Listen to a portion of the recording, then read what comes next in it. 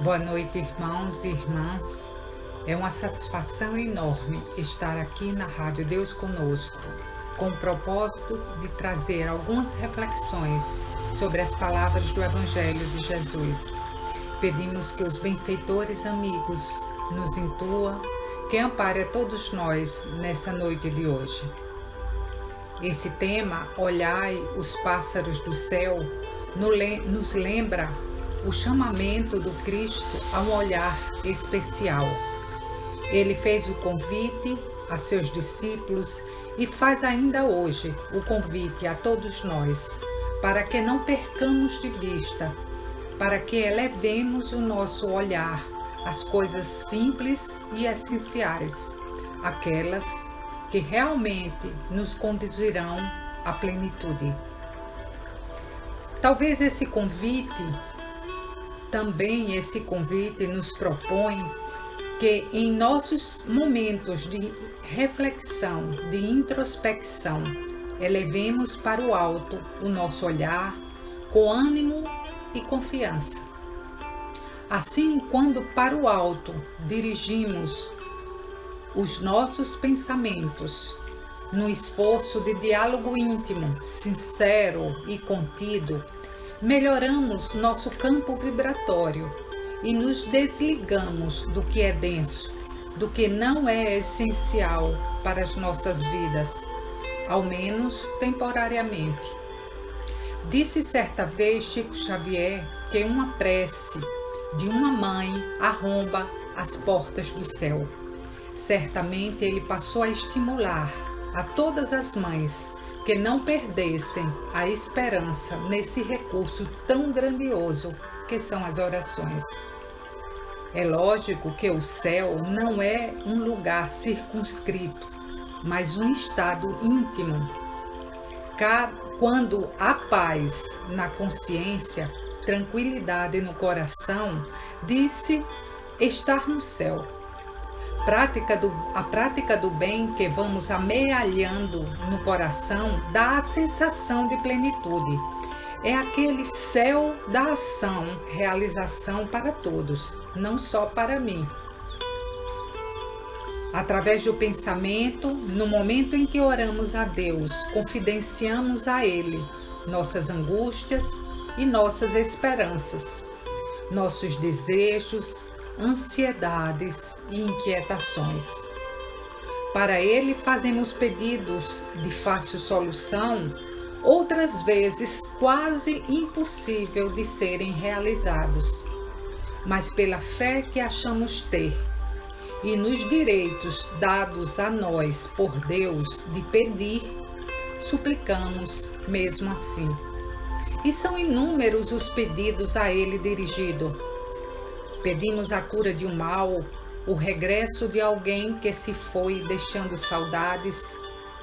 Pedimos ainda a recuperação de um bem perdido, ou ainda por um filho que está fora de casa e que ainda não voltou. Enfim, por tudo aquilo que buscamos, muitas vezes desesperadamente ou cheios de inquietações. No Evangelho segundo o Espiritismo, lá no capítulo 9, item 7, sob o título de Paciência, Joana de Ângeles nos fala que o fardo parece menos pesado quando se olha para o alto do que quando se curva a fronte para a terra. Sabemos que curvar-se à terra pode simbolizar, nesse caso, se entregar ao desânimo, ao pessimismo, ou render-se às tentações da matéria. Tudo o que for passageiro e que nos trazem muitas vezes tantas amarguras. E nos envolvendo com esse tema, vamos nos conscientizando que pela paciência, que é a ciência da paz, encontraremos o que buscamos. Sabiamente, Kardec reuniu ensinamentos ditados por espíritos superiores no Evangelho segundo o Espiritismo e no capítulo 25, intitulado Buscai e achareis. Nesse capítulo, os benfeitores amigos nos estimulam a refletir sobre a busca essencial e verdadeira. E dentre outras, Kardec trouxe-nos a mensagem de Jesus, contida no Evangelho de Mateus, capítulo 6, versículo 19 a 32, ilustrando em seguida com argumentos necessários e desenvolvendo conclusões importantes. E aí essa pergunta se estende a todos nós. O que estamos buscando? Quais as nossas inquietações nessa busca? E é sobre essa passagem lindíssima do Cristo que refletiremos na noite de hoje. Dividimos em 6 partes pequenas para melhor compreensão, trazendo sempre a luz da codificação e o discernimento de Emmanuel para clarear esses ensinamentos. E nessa primeira parte do capítulo, Jesus nos diz: não acumuleis tesouros na terra, onde a ferrugem e os vermes os comem, e onde os ladrões os desenterram e roubam. Acumulai tesouros no céu, onde nem a ferrugem, nem os vermes os comem. Porque onde está vosso tesouro, aí também o vosso coração. Há tesouros, meus amigos, materiais e tesouros espirituais. Os tesouros materiais não são apenas aqueles de grande valor. O tesouro pode ser também coisa insignificante, cujo valor só nós lhe atribuímos. Há aqueles possuidores de milhões e de valiosos recursos que são desapegados. Assim como existem escravos de coisas pequenas, as quais, presos a elas, vivem dando-lhes o valor de grandes riquezas. Já os tesouros espirituais valem porque sua importância é verdadeira. Valem em qualquer lugar, na terra, no espaço. Eles são intransferíveis, não são corrompíveis. Acompanham seu possuidor onde quer que ele se encontre. Antes de sermos criaturas humanas, somos espíritos imortais. O que é material pode nos satisfazer por certo tempo e até certo ponto. Porém, haverá dias em que essas necessidades espirituais irão se impor como urgentes e imprescindíveis. Nessa passagem de Mateus, Jesus nos aconselha a refletir sobre como tem sido nossa existência em busca de valores duráveis. Como tem sido o nosso apego, ou até mesmo como nos temos nos tornados escravos, dependentes de coisas. Enfim, quais são os verdadeiros tesouros que cultuamos?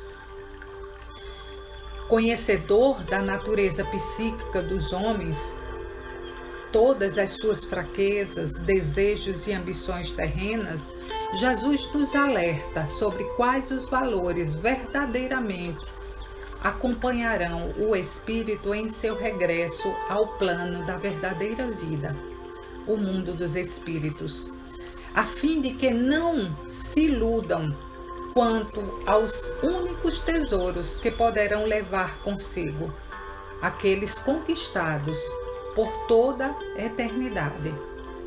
Os tesouros materiais estão sujeitos à destruição pela inveja, pelo ciúme, por todos os vícios e paixões, devido às vibrações que lhes são próprias. No livro Pão Nosso, lição 156, Emmanuel nos diz: quando o Mestre nos recomendou ajuntássemos tesouros no céu, aconselhava-nos a dilatar, expandir os valores do bem na paz do coração, deixando-nos bem claro que tudo o que alcançamos numa existência deveria ser distribuído e não acumulado, dilatado e não guardado, retido. O homem que adquirir fé e conhecimento, virtude e iluminação nos recursos divinos da consciência, possui o roteiro celeste. Coração simboliza sentimento, porém quem sente é o espírito, apesar de seu coração um órgão material. Ele constitui um sistema de aferição das emoções. Daí, quando nossos sentimentos estão ligados às coisas inferiores, também nossos pensamentos, ações e reações serão inferiores. Ao contrário, se o nosso tesouro, se nossa busca for de natureza espiritual, constituindo de bens reais, nossos pensamentos, ações e reações considerados nossos frutos, irradiarão para o bem de todos. E continua Emmanuel: quanto puderes, como puderes, e onde puderes, cede algo em favor dos companheiros anônimos que te garantem os bens que adquiristes. São aqueles que trabalham por nós e para nós, a fim de que possamos conquistar nossos objetivos ou realizar nossos projetos. Protege os braços que te alimentam, ajuda aqueles que te sustentam a moradia, ampara os que te asseguram o bem-estar. São aqueles que executam para nós os mais variados serviços. Ninguém consegue ter isso ou aquilo sem que alguém lhe apoie os movimentos. E são para esses que Emmanuel pede que dirijamos o nosso olhar. Trabalha em benefício dos outros. Não há rio sem fontes, como não existe frente sem retaguarda. Deus conhece as necessidades de cada uma das suas criaturas e jamais deixa que lhes faltem recursos para sua evolução. Mas o homem sem firmeza, confiança e fé envereda numa corrida desenfreada para ter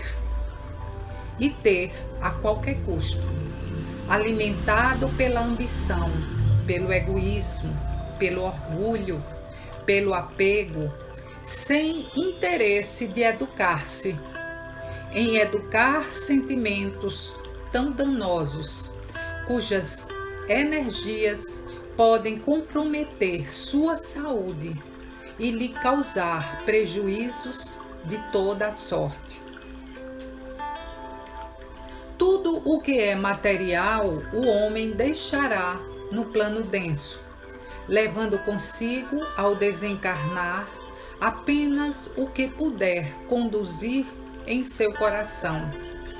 Se levar uma bagagem de virtudes valiosas, importantes, pelo verdadeiro esforço de se melhorar, sua intimidade renovada lhe proporcionará então uma alegria indescritível e momentos de grande felicidade pelo trabalho realizado. E continuando a segunda parte do Evangelho de Mateus, Jesus nos diz: eis porque vos digo, não vos inquieteis por saber onde achareis o que comer para o sustento da vossa vida, nem onde tirareis veste para cobrir o vosso corpo. Não é a vida mais do que o alimento, e o corpo mais do que as vestes? As causas de grande parte de nossos problemas ou tribulações se devem às inquietações, ansiedades. Vivemos não raras vezes envolvidos em imaginações, criações mentais do que irá nos acontecer, e sempre de forma pesarosa e preocupante. O ensino do Mestre nos mostra, nos aconselha a separação do essencial e do acessório.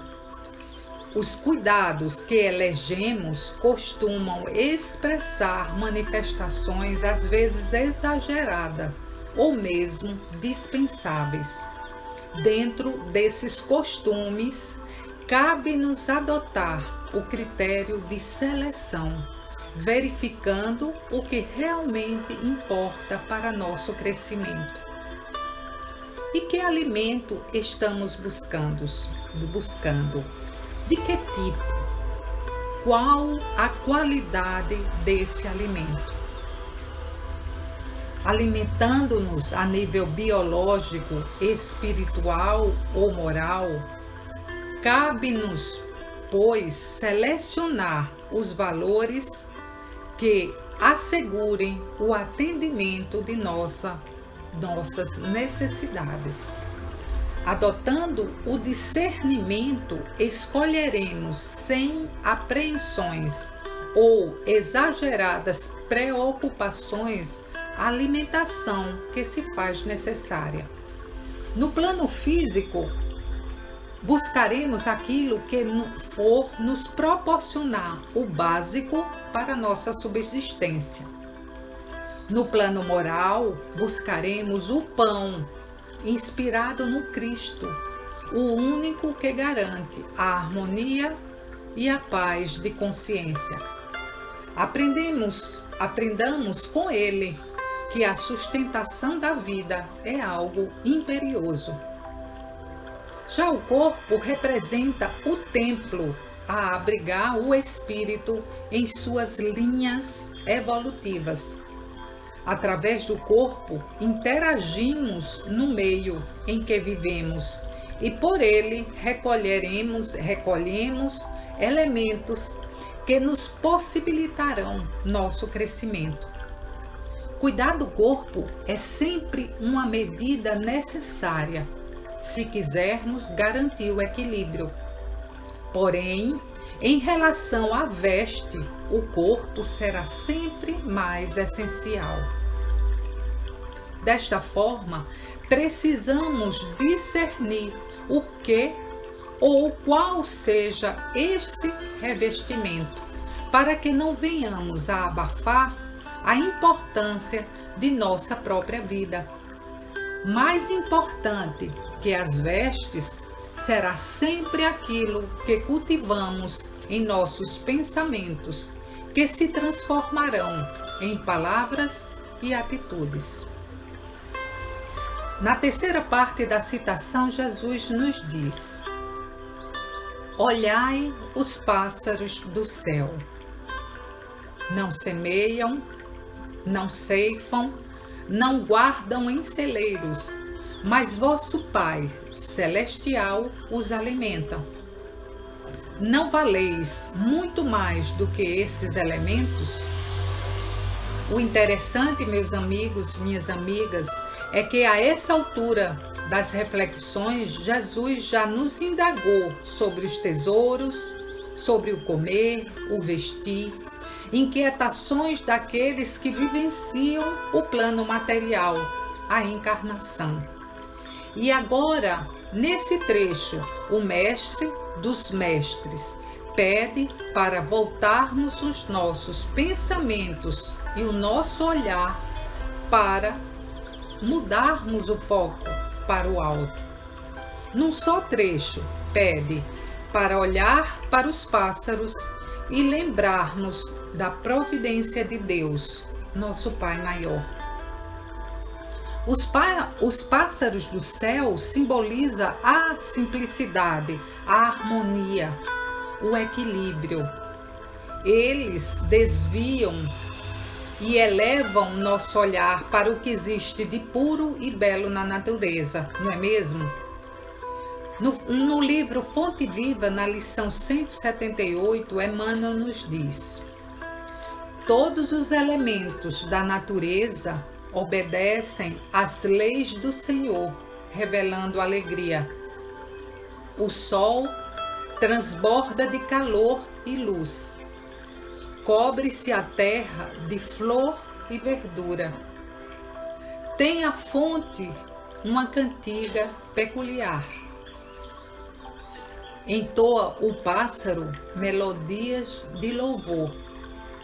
Não seria justo que nós humanos quiséssemos receber apenas, sem o esforço de dar algo de nós mesmos. O contentamento de ajudar, de servir, é um dos sinais de nossa fé, é um imperativo da lei. A natureza exemplifica ao homem por meio de seus ciclos de manifestação.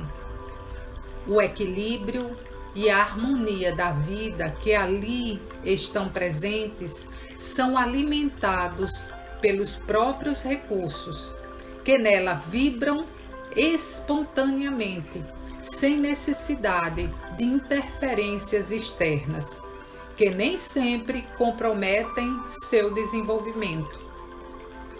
Ao nos sugerir que olhemos para o alto, antes de tudo, Jesus nos pede que elevemos nosso pensamento, meditando sobre aquilo que tem mais valor para Deus, que tenhamos bom ânimo.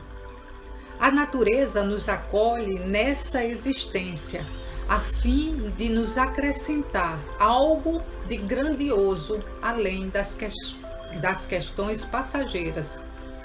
São seus inúmeros recursos que estão a demonstrar como é grande, como é perfeita e organizada a criação divina.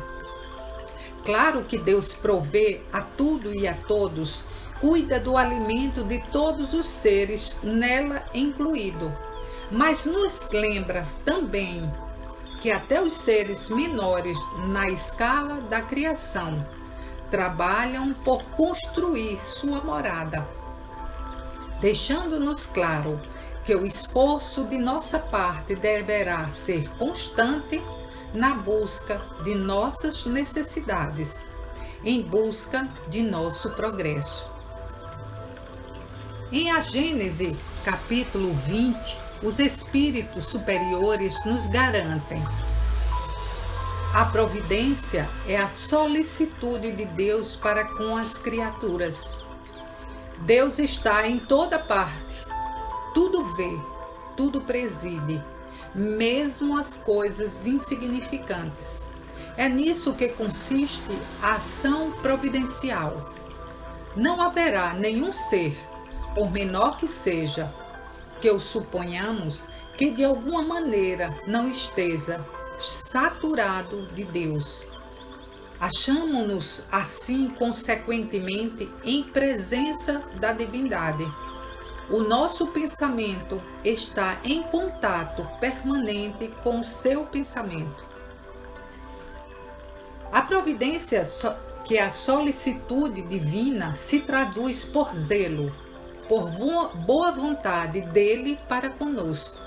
É a certeza do empenho de Deus em suprir as nossas necessidades. Como bem disse nessa obra da codificação kardeciana, a classificação de seres insignificantes é ilustrativa, pois bem sabemos que para Deus tudo que habita no universo é importante, desde um verme, um átomo, aos seres maiores que possam existir. Deus cuida de cada um, proporcionando o necessário, o essencial para cada existência. Continua Kardec dizendo: Deus não precisa lançar o olhar do alto da imensidade para que nossas preces sejam ouvidas. Não precisa transpor o espaço, nem serem ditas com voz retumbantes, porque Deus, estando constantemente ao nosso lado, os nossos pensamentos repercutem nele. Os nossos pensamentos são como sons de sino que fazem vibrar todas as moléculas do ar ambiente. Deus lê nossos pensamentos, conhece nossas necessidades e, antes que se perceba, no tempo dele, nos atenderá de acordo com as nossas necessidades essenciais. Precisamos apenas estar atentos para os recursos concedidos, vindo algumas vezes em forma diferente daqueles que nós pedimos, mas que são na justa medida para o nosso aprendizado. Assim, reflitamos o que nós estamos pensando, em que nós estamos pensando. Continuamos com a quarta parte do versículo de Mateus, quando Jesus nos diz: por que também vos inquietais pelo vestuário? Olhai como crescem os lírios do campo. Não fiam, entretanto, eu vos declaro que nem mesmo Salomão, em toda a glória, se vestiu como um deles. Ora, se Deus tem cuidado de vestir dessa maneira a erva do campo, que existe hoje e amanhã será lançada na fornalha, quanto maior cuidado não terá em vos vestir, ó homens de pouca fé. Emmanuel, comentando esse versículo em O Reformador, diz que essa lição nos adverte contra aquelas inquietações improdutivas que muitas vezes podem levar à ociosidade. Emmanuel faz questão, então, de fazer uma comparação entre o lírio, citado no versículo, e as ações humanas. Então ele diz: os lírios, para se mostrarem quais se revelam, não se afligem e nem ceifam. No entanto, esforçam-se com paciência, desde a germinação, no próprio desenvolvimento, evitando agitações pela conquista do que lhes é necessário, com receio do futuro, por acreditarem instintivamente nos suprimentos da vida. Ou seja, ao invés de perder tempo com queixas e lamentações, trabalham incessantemente pelo necessário. E continua: os lírios não fiam, não tecem, para se mostrarem na formosura que os caracteriza. Todavia, não desdenham fazer o que podem, a fim de cooperar no enriquecimento do esforço humano. Eles não se preocupam em ser gerânio ou cravos, mas aceitam-se na configuração e na essência de que se viram formados, segundo os princípios da espécie. Nós, humanos, nos colocamos em posição de vítima das circunstâncias, buscando lugares melhores, posições melhores. Queremos aparências livres de ruga, vestimentas luxuosas, e esquecendo-nos, não raras vezes, de nos esforçar pelo que nos fará seres melhores, mais dignos, mais humanos, mais cristãos. E continua Emmanuel: os lírios não cogitam de criticar as outras plantas que lhes ocupam a vizinhança, deixando a cada uma o direito de serem elas mesmas nas atividades que lhes dizem respeito à própria destinação. Os lírios admitem calor e frio, vento e chuva, deles aproveitando aquilo que eles possam doar de útil, sem se queixarem dos supostos excessos em que se exprimam. Ou seja, as adversidades existem para todos, independente de classes ou posição social. E continua Emmanuel: os lírios não indagam quanto à posição ou à condição daqueles a quem consigam prestar serviço, seja acrescentando beleza e perfume à terra, ou ornamentando festas, ou colaborando no interesse das criaturas em valor de mercado.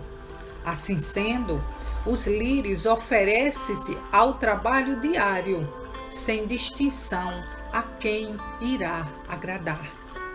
E, sobretudo, os lírios desabrocham e servem no lugar em que foram situados pela sabedoria divina, através das forças da natureza, ainda mesmo quando tragam as raízes mergulhadas no pântano.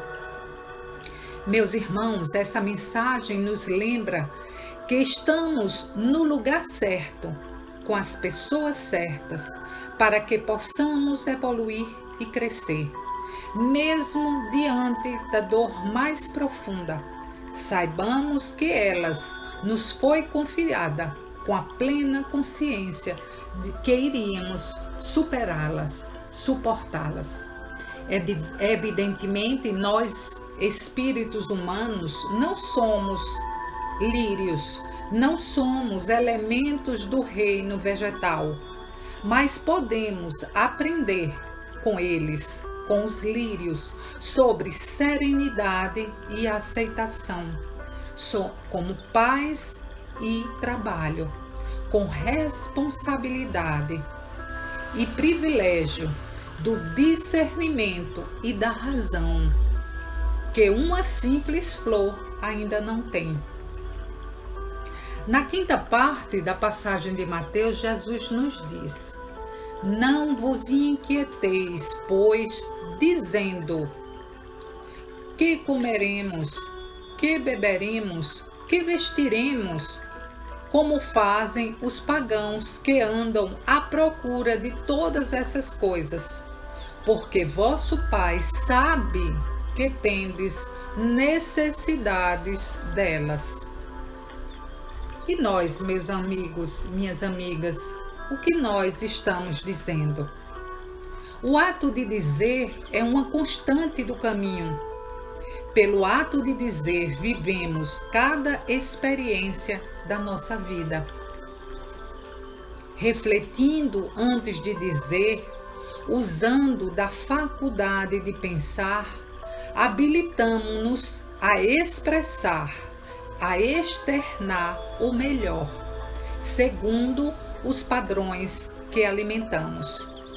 Exteriorizando o que sentimos, estamos lançando sementes a germinarem no ambiente, influenciando positiva ou negativamente o campo e os seres a que estamos ligados.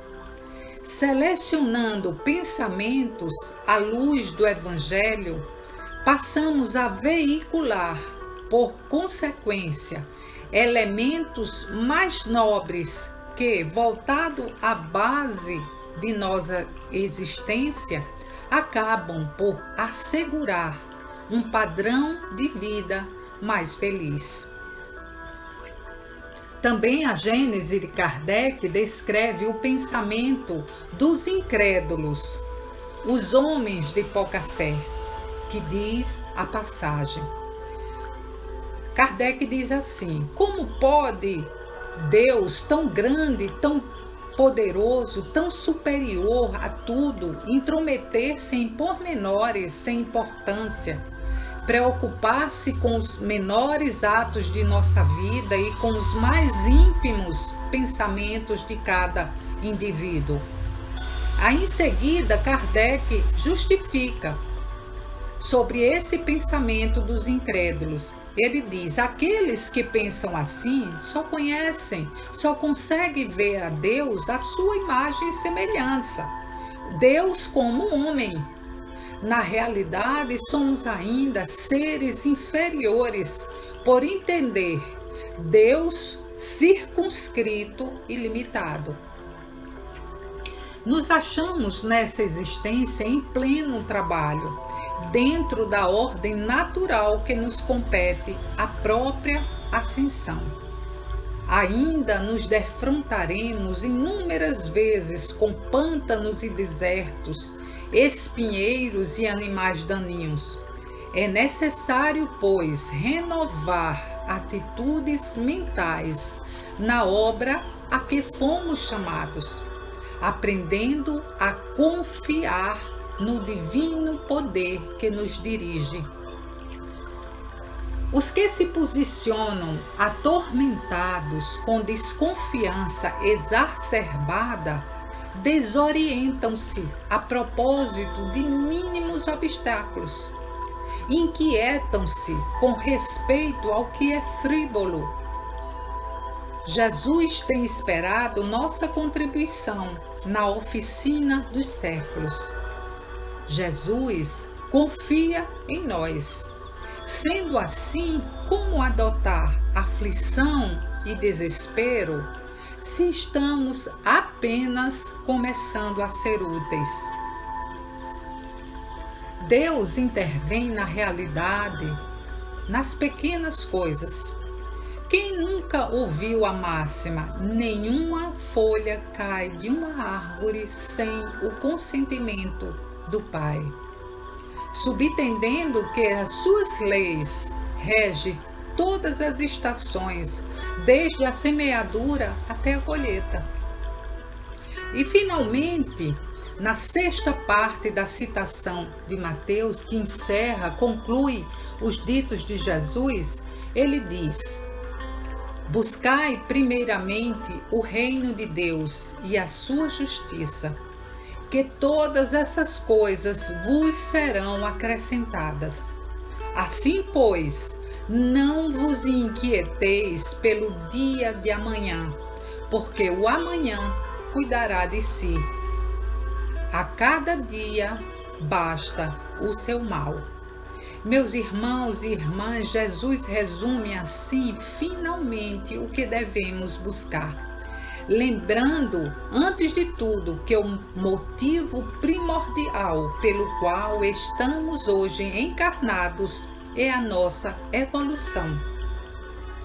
Essa representa a justiça maior, a oportunidade dada por Deus com a nossa reencarnação. Se todos os nossos propósitos forem bem centralizados nesse caminho, seguindo o modelo que é Jesus, todos os recursos nos serão dados, nos serão acrescentados a cada dia, ou um dia de cada vez.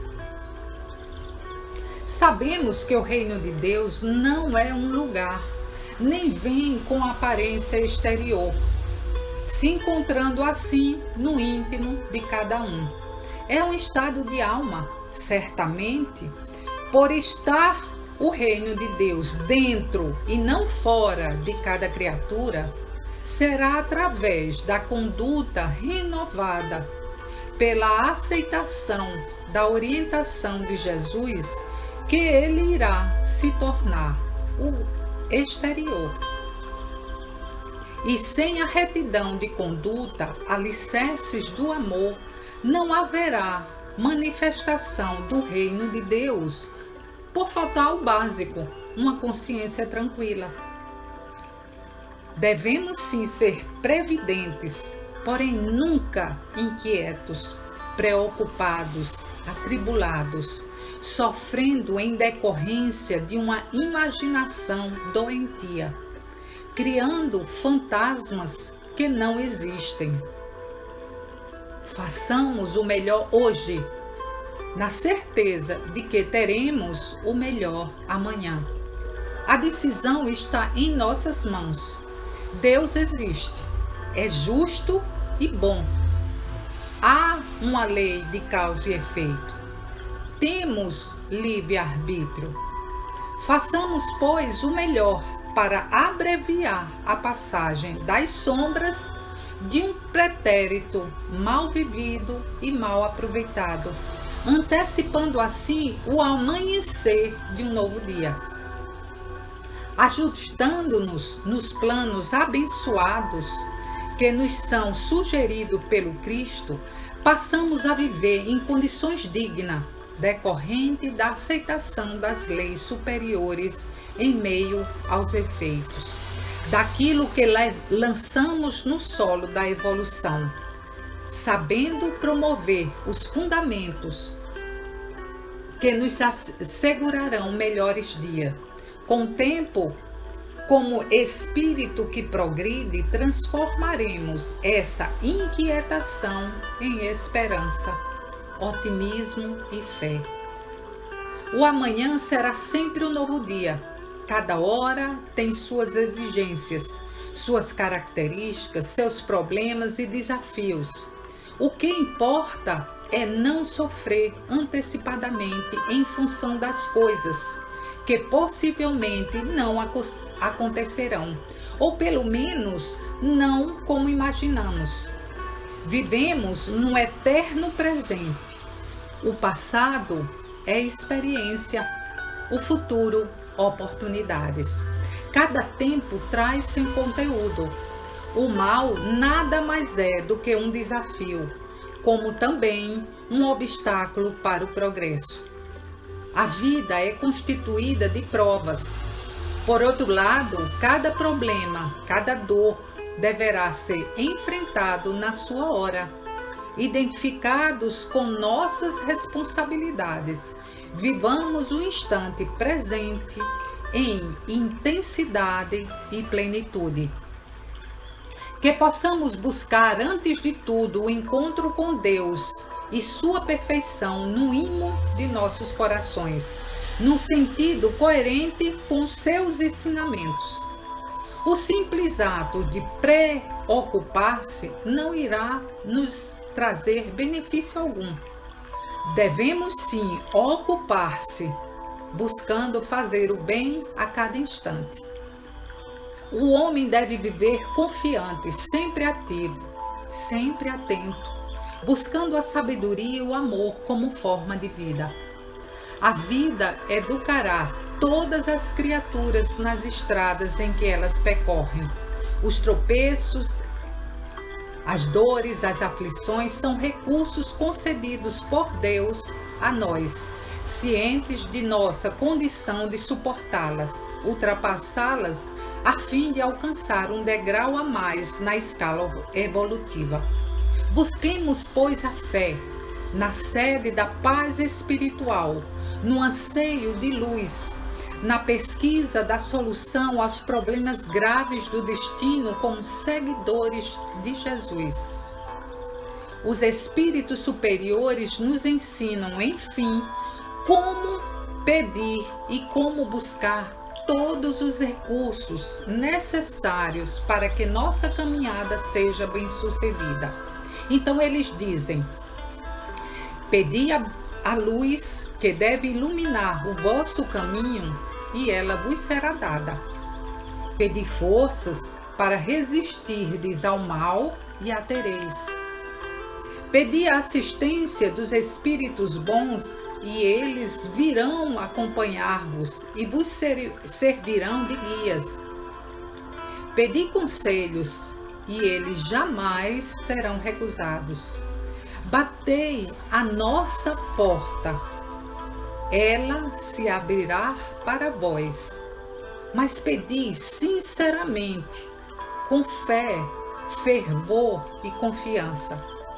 Tal é o sentido dessas palavras: buscai e achareis, batei e a porta e ela vos será aberta. Trouxemos um poema do livro Na Era do Espírito, de Chico Xavier, de autoria de espíritos diversos, intitulado Vida Prática. Ele diz assim: na grande escola da vida que Deus formou para o bem, não há rota por engano, nem férias para ninguém. Aceita com paciência a provação que te alcança. Ninguém se aperfeiçoaria se não houvesse mudança. Sabe a sentença da vida que serve em qualquer lugar. Derrota não é fraqueza, fraqueza é desanimar. Se caíste, ergue-te, anda, corrige-te e serve. Em suma, unicamente não erra quem nunca fez coisa alguma. Perfeição noteia clara numa lição de fazenda. A cana só faz açúcar apertada na moenda. Conselhos do altos céus, que todos entenderão. Sem amor, ninguém consegue a própria libertação. Quem educa, em se educando, não abraça fantasia. Quem guia, não se embriaga. Quem se embriaga, não guia. Duas classes de pessoas que não encontram a paz. Uma sabe e não ensina. A outra ensina e não faz. Um lembrete de valor para os tropeços que levas. Trabalho aplaina caminho. Amor elimina as trevas. Recordemos, caro amigo, nos problemas teus e meus. Deus ajuda a quem trabalha. Quem trabalha serve a Deus. A grande lição levada do Evangelho de Mateus até o Evangelho segundo o Espiritismo é, enfim, que devemos nos distanciar de todas as inquietações, anseios, medos, perturbações que nos impedem de ver a vida como ela realmente é. Se surgem dificuldades, dores e desafios, devemos enfrentar com serenidade e, sempre que necessário, podemos contar com o auxílio dos benfeitores amigos e eles virão nos assistir. Todos os recursos que nos serão dados por Deus para que possamos atravessar nossa jornada estão disponíveis a nós. O excedente, aquilo que nos chega com sobra, deverá ser empregado em proveito daqueles que compartilham conosco a caminhada. E fazendo bem, encontraremos as respostas para as nossas inquietações, nossas indagações mais íntimas a respeito do amor de Deus por nós. Que olhemos para o alto, para o céu, em busca da divina beleza, da paz inspiradora para os nossos propósitos, para as nossas ações. E que nesse olhar, meus irmãos e minhas irmãs, seja sempre confiante, otimista, esperançoso, e que nos esforçando em sermos cada dia melhores, tenhamos a certeza que nosso Pai estará acompanhando os nossos passos, nos suprindo com o necessário a nossa jornada aqui na Terra. Talvez não no nosso tempo, mas naquele instante em que nos é necessário e útil. Que Jesus nos abençoe sempre e muita, muita paz a todos.